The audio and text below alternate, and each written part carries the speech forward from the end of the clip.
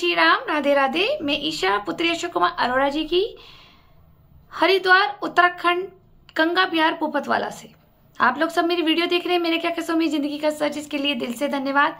और जो मेरे नए व्यूअर्स जुड़े हैं वो मैं उनको कहना चाहूंगी कि आप मेरी जिंदगी का सच सुन सकते हैं FB पर और यूट्यूब पर ईशा बेरी के नाम पर। आपने मेरी वीडियोस देखी होगी, जो मैं जिंदगी का सच डालू वो मेरी जिंदगी का सच है। आज मैं आपके सामने एक और सच डालना चाहती हूँ कि हुआ क्या था। जो ये लोग बोलते हैं ना कि मुझे ला करके पछता रहे हैं बेरी लोग, हाँ भाई, क्योंकि इनके कोठे में जो मुजरा नहीं करा मैंने तो पछताएंगे ही।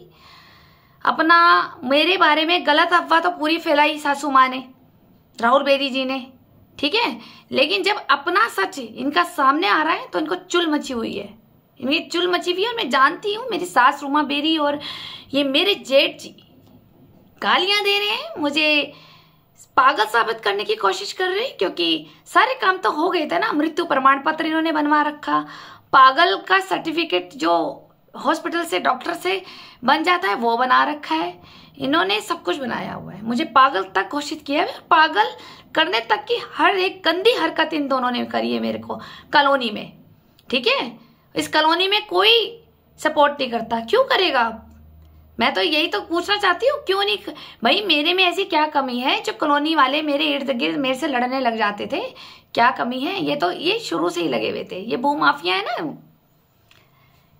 चलिए मैं आपको ये बताती हूँ कि मैं शादी से पहले नींबू खेर मोती बाजार में रहती थी। मेरा कोई भाई नहीं था, पापा मेरे दुनिया से चले गए थे और मेरे को शुरू से ही मंदिर जाने का बड़ा शौक था। शौक क्या था, जाती थी, ठीक है, मेरे कर्म थे। उस वक्त तो ज्ञान भी नहीं था इतना मंदिर जाने का कि मंदिर जा क्यों रहे हैं। एक लालच होता है ना कि मंदिर जा क्यों रहे। दादी के साथ बचपन में जाते थे तो एक प्रसाद का लालच होता था। जब बड़े हुए तो लगा कि चलो भैया मंदिर ही लग लो, ईश्वर की जैसी कृपा हमारे ऊपर हुई, मैं मंदिर जाने लगी। तो धीरे धीरे मैं मंदिर भी जाने लगी। उसके बाद मेरे पापा 2010 में एक्सपायर हो गए, तो और ज़्यादा मैंने मंदिर का टाइम बढ़ा लिया कि भाई मेरा मन घर में मन नहीं लगता था। मैं घर में पापा को याद कर करके रोती थी, डिप्रेशन हो गया था। मम्मी के सामने रो नहीं सकती थी, आपको बताया था मैंने मम्मी की क्या स्थिति थी कि मेरे को मैं रोऊंगी तो मम्मी भी रोएगी, बहन छोटी थी तो मैं रोऊंगी तो बहन भी रोएगी। तो मेरे को क्या था कि मैं सुबह के वक्त डेली बिल्केश्वर कॉलोनी बिल्केश्वर महादेव जाती थी दर्शन करके। वहां से वापसी में गुरुद्वारे में जाती थी, 1 घंटा वहां बैठ करके पाठ सुनती थी, सुखमनी साहिब का जो गुरुद्वारे में डेली पाठ होता था। वहां से फिर प्रसाद लेकर के वापस घर आना और अपना घर का रूटीन काम संभालना डेली मेरा ये था। और शाम के वक्त जो मैं गुरुद्वारे जाती थी वो सिर्फ मैं सेवा देने जाती थी। जैसे कि वहां पे कभी मैंने बीच में सेवा बांध ली थी, जब पापा एक्सपायर हुए तो मैंने ज्यादा टाइम गुरुद्वारे में देना शुरू करा।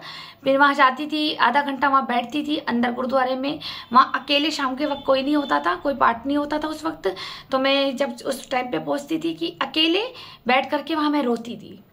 मैं गुरुद्वारे में बैठ के अकेले रोती थी अपने पापा को याद करके। और वहां पे जो पाठी जी थे उन्होंने मेरे सर पे हाथ रखा कि मैं हूं ना तेरा पिता, तो क्यों रो रही है, ये है ना। उन्होंने मुझे मतलब समझाया, जो एक शास्त्रों में लिखा होता है कि जो आया है वो जाएगा, तू चिंता न कर, हम सब पूरा गुरुद्वारा तेरे साथ है। मैंने अपना टाइम वहां बढ़ाने लगी, प्यार मुझे मिलने लग गया वहां के माहौल से, मैं इन लोगों से जान पहचान होने लगी। और उस वक्त मेरी हिम्मत बनी तो मैं गुरुद्वारे में शाम को सेवा देने लगी। वहां रोटी बनाने लगी थी मैं जाकर के कि चलो मैं टाइम स्पेंड करूँ और सेवा भी हो जाएगी। मैं डेली जाती थी। अब देखिए, अब नींबूगिर से मैं डेली जा रही हूँ और वहां पे रास्ते पे अपर रोड से जा रही हूँ तो पालीवाल धर्मशाला पालीवाल धर्मशाला जो पड़ती है, जिसके जहाँ वर्मा ट्रेवल्स भी है, वहां पे एक बड़ का पेड़ है। बड़ के पेड़ के पीछे देखना वहां महालक्ष्मी टूर एंड ट्रेवल्स है। वहां वो महालक्ष्मी टूर एंड ट्रेवल्स, वो वहां पर ये जू चपाटी लगती थी इन लोगों की, बेरीज की। वहां राहुल बेरी जी का ऑफिस है वो महालक्ष्मी टूर एंड ट्रेवल्स।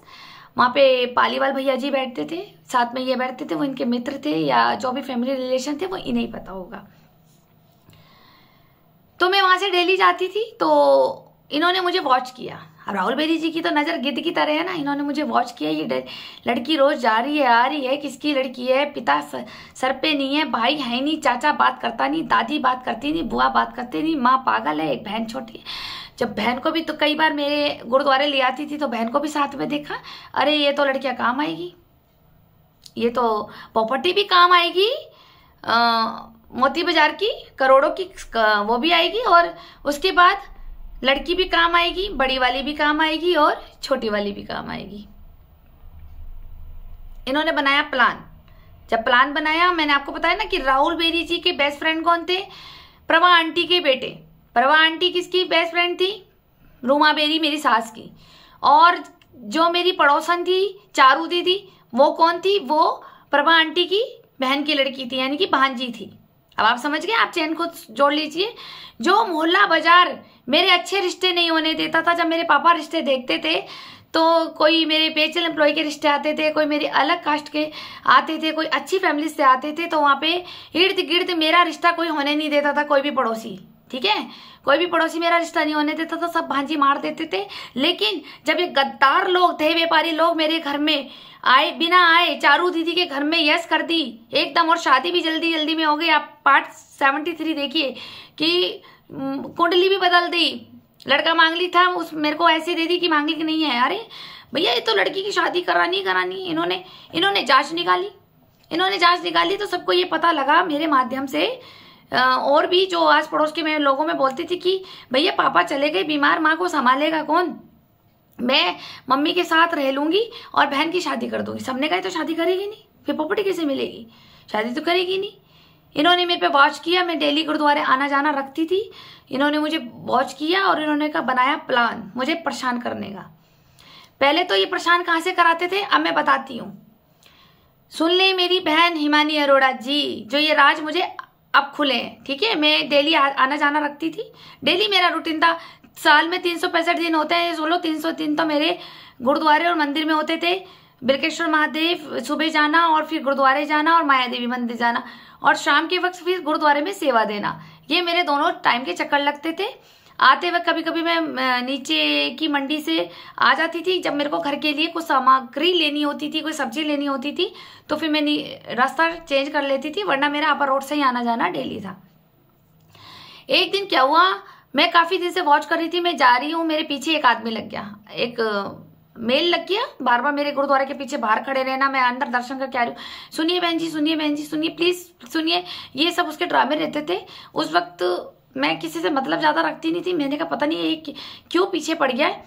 लेकिन एक दिन मेरी फ्रेंड भी जाती थी, मेरी फ्रेंड इंडस्ट्री एरिया में जॉब करती थी, तो वो पैकिंग में जॉब करती थी क्योंकि कम पढ़ी लिखी थी, तो वो डेली इंडस्ट्री एरिया जाती थी। तो उसने बताया कि हाँ ये ना पीछे पड़ता है और मुझे भी रोकता है, तो उससे पूछ ही ले, तू तो फिर भी पूछ लेगी, मेरे को तो डर लगता है, तू पूछ क्या हो गया।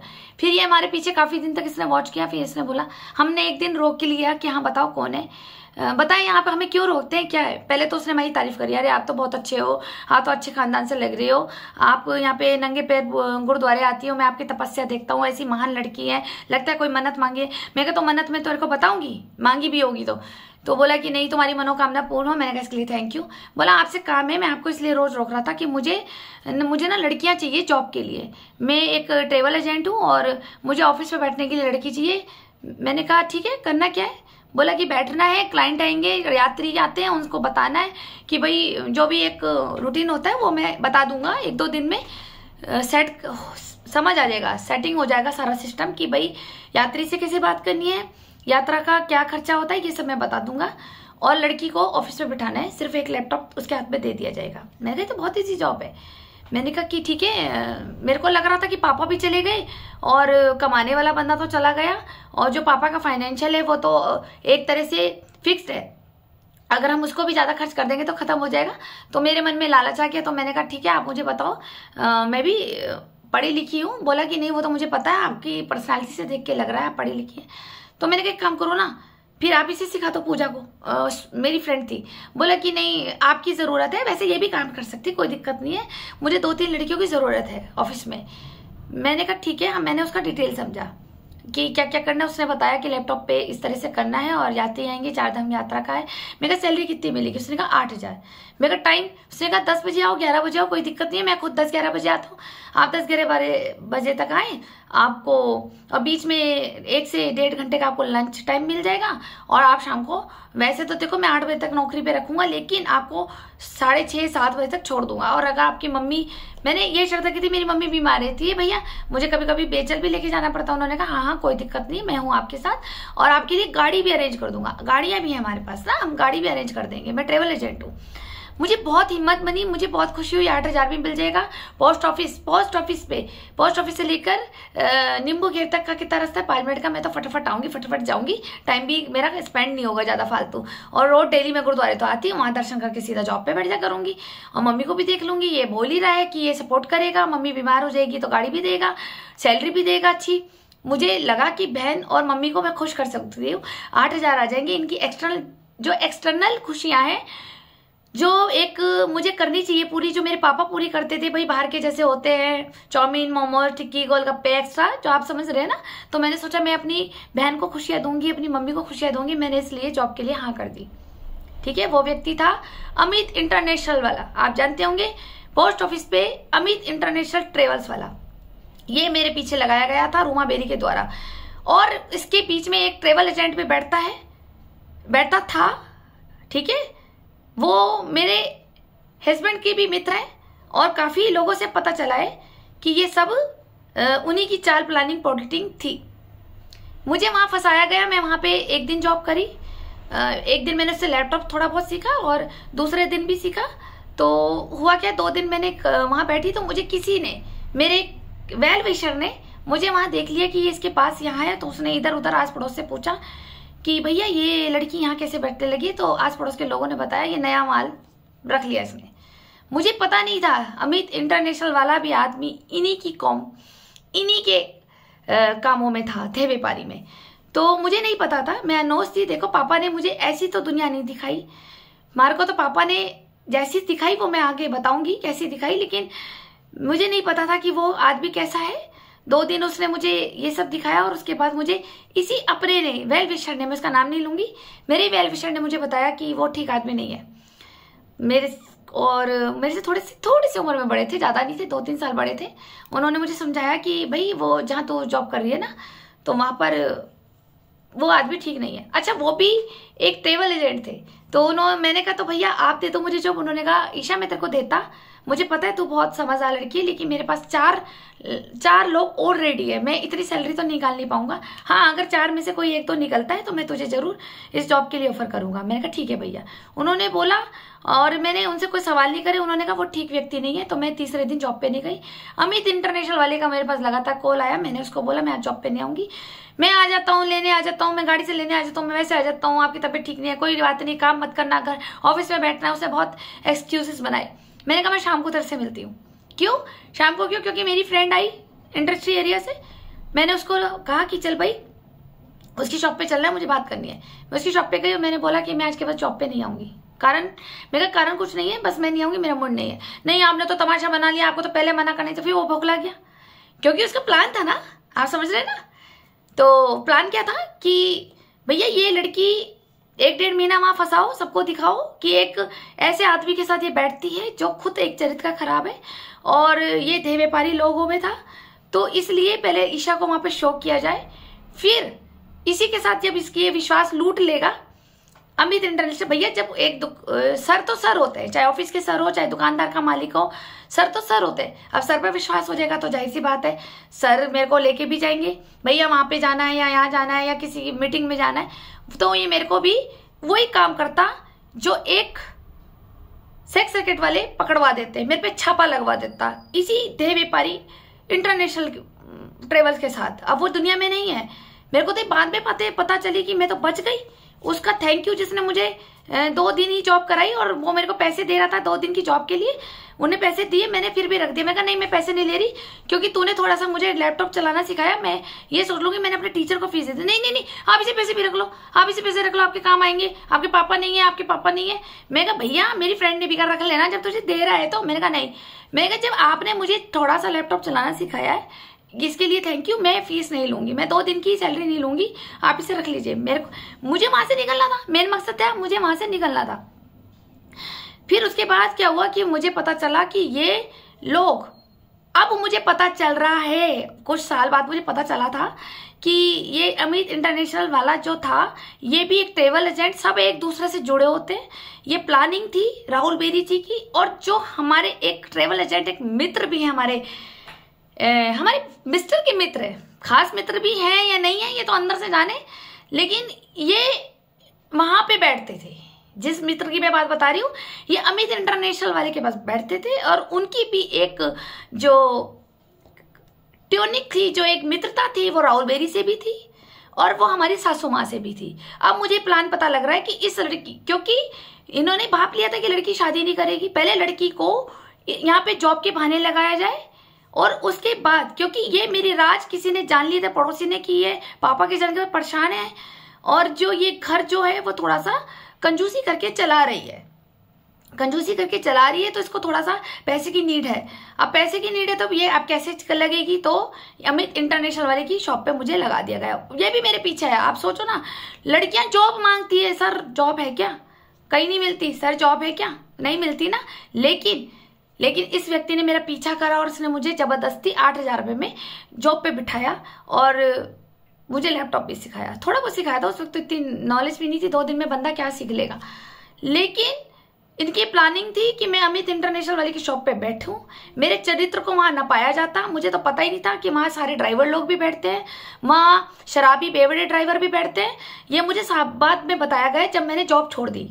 फिर उसी व्यक्ति ने मुझे बताया कि उसका माहौल इतना गंदा है जहां तू बैठी है, कोई महारानी की जॉब नहीं थी, कोई अच्छी जॉब नहीं थी। तेरे पापा कितने बढ़िया आदमी थे, हाँ तेरी अच्छी जगह जॉब लग जाती तो मेरे को खुशी होती। लेकिन मैं मानता हूं कि तू सोच रही है कि कोई फाइनेंशियल अच्छा सा आ जाए ताकि तू अपने घर की खुशियां वैसी बटोरे जैसे तेरे पापा खुशियां लाते थे, ठीक है। लेकिन हुआ क्या कि वो मेरे को चाहते थे मेरे इंटरनेशनल वाले की शॉप के साथ 2-4 ड्राइवरों के साथ मुझे ले जाकर के बंद करा देते। मैंने बताया ना, राहुल बेरी जी की भी पुलिस, इन्हीं की दल्ले, इन्हीं की लड़कियां, इन्हीं की जो भी लड़कियां होती हैं वो सब राहुल बेरी, रूमा बेरी के होते हैं। सारे दलाल इनके होते हैं, सारे ट्रेवल एजेंट होते हैं, होटल इनके होते हैं, पुलिस इनकी होती है, जज इनके होते हैं, वकील इनके होते हैं। बताओ, मैं सारे रात जान गई हूँ, आज मेरा जीना हराम करा रखा है इन राहुल बेरी और रूमा बेरी ने। पड़ोसियों से पिटवाते हैं मुझे, दीप तिवारी जैसे भू माफिया से और राजकुमार से। बताइए मैं कहाँ जाऊंगी? लोग कहते हैं पुलिस में तेरी फटती, पुलिस तेरी कुछ नहीं सुनती। क्यों नहीं सुनेगी पुलिस मेरी? क्योंकि मैं रूमा बेरी के कोठे में नहीं नाची। मेरे साथ कोई सुने पुलिस विभाग, जो पुलिस की वर्दी पहन करके चुप बैठते हैं, हमारी जैसी महिलाएं, हमारी जैसी लड़कियों को परेशान करते हैं, बहू बेटियां बना करके फिर घर में ही हमारे से धंधा कराने में मजबूर करते हैं, हमें देह व्यापारी बनाना चाहते हैं, क्योंकि अपना सिंहासन देके जाते हैं। ये सड़क फिल्म की ये महारानी हमारी रूमा बेरी ये चाहती, क्यों बुढ़ापे, अब तो बुढ़ापा आ रहा है, चमड़ी का जहाज भी तो घिस घिस के पुराना हो गया होगा, तो अब नीचे भी तो लड़कियां रखनी होती है इन लोगों को। हमारी जैसी शरीफ खानदान की लड़कियां उठा के लाते हैं, टॉर्चर करते हैं। और इन्होंने ही मेरी बहन को भी ऐसी करा, मेरी बहन को भी गलत लड़का पीछे लगाया और फिर उसके बाद इन्होंने उसको वहां पे बंद कराया। कर्नल की कोठी ले लो, क्लेमेंट टाउन ले लो, स्पा पार्लर ले लो, पुलिस इनकी, सारे पुलिस विभाग इनका, मंत्री इनके, दल्ले इनके, भूमाफिया इनके। कहाँ जाएगी लड़की? वकील इनके, कहाँ जाएगी लड़की? कैसे बचाएगी अपने आप को? मर जाएं सारी लड़कियां जहर खा के। नहीं चाहिए किसी को लड़की, पेट में ही जांच लिया करो कि पेट में लड़का है लड़की। सारे लड़के पैदा करो देश के लिए, सब लड़के पैदा करना। हमारी जैसी लड़कियों को अब ये सारे सब मिलकर के दल्ले और भूमाफिया हमें ऐसे फंसाते हैं सेक्स रैकेट में। जी हाँ, और मैं इनके चंगुल से निकल गई हूँ तो इन्हें चुल मची हुई है। मैं ये जानना चाहती हूँ, जब मेरे अच्छे रिश्ते आते थे सारा मोहल्ला भांजी मारता था, और जब एक देह व्यापारी का रिश्ता आया, मेरा फटाफट रिश्ता कैसे हो गया? 15 दिन में कैसे हो गया? बिना छानबीन के, बिना जांच के। मेरी माँ पागल थी, मेरी माँ से क्यों नहीं मिले? क्यों हाँ करती? फटाफट शादी कराई क्यों? क्या राज था? क्या हम दोनों बहनों को ये बनाना था देह व्यापारी में? मेरे पिता की संपत्ति खानी थी? ये सब इन्वॉल्वमेंट थे। जहां जहां ये मेरे राहुल बेरी और रुमा बेरी जैसे लोग ने जू चपाटी बना रखी है पूरे हरिद्वार में, आप बताइए। और अमित इंटरनेशनल वाले के साथ एक ट्रेवल एजेंट भी है जिसने ये बताया था कि मैं धंधा करती हूँ और कराती हूँ। ये अपनी फ्रेंड को देहरादून मकान में ले गई हमारी गाड़ी में, मुझे ये खबर मिल गई थी, मैंने जान के इसकी गाड़ी करी। जी हाँ, मैंने जान के इसकी गाड़ी करी थी। क्या गाड़ियों की कमी है मेरे पास हरिद्वार में? किसी से भी मैं ले सकती हूँ, पैसे देना काम करना। लेकिन मुझे खबर मिली थी कि जिसके लिए अमित इंटरनेशनल में जहां तू बैठी थी ना, ये ट्रेवल एजेंट भी वहीं का ही आदमी है। ये भी ऐसे ही तेरे लिए गंद बोलता है कि तू धंधा करती थी और धंधा कराती है। तू एक काम कर, तू अपनी फ्रेंड ले जा। मैंने अपनी फ्रेंड बुलवाई और मैंने इसी की गाड़ी बुक करी और ये मुझे छोड़ के आया और रिजल्ट वही निकला। इसने ये बोला आज ईशा माल ले गई और धंधा कराने के लिए ले गई देहरादून मकान में। और उस दौरान जब हम दोनों फ्रेंडें वहां रह रही थी तो हमारे पीछे लगे थे 2-4 देह व्यापारी दल्ले। उन्होंने मुझे कॉल करा, हम आपके घर आ जाए। बताए जान ना पहचान हमारे घर आ रहे थे देहरादून चाय पे, जिसमें मैंने मना करा कि मैं किसी को घर में नहीं रखती, मेरे हस्बैंड घर में नहीं है और मैं तुम्हें नहीं जानती, तुम कैसे मेरे घर में चाय पीने आ जाओगे। क्यों? क्योंकि इसी ट्रेवल एजेंट ने कहा मेरी सास को और मेरे जेठ को कि देखो आज तो वो धंधा कराने के लिए इस लड़की को ले गई है। वो मेरी टैरो कार्ड रीडर, मेरी टीचर है वो। जी हाँ, वो मेरी टीचर है। वो मेरे साथ टाइम स्पेंड करने आई थी, थोड़ा सा मुझे और पढ़ाने और प्रैक्टिस कराने आई थी 10 दिन के लिए। तो इन्होंने उसको भी बोल दिया कि ये वो धंधा कराने ले गई है। कहाँ भरेगा ये कर्मों को, कहाँ। धन्यवाद, आपने मुझे सुना, अपना इंपॉर्टेंट टाइम दिया, धन्यवाद, थैंक यू। बने रहिए मेरे साथ, मेरे क्या किस्सा मेरी जिंदगी का सच। इनके ऐसे ऐसे गद्दार वाले सारे सच में डालूंगी।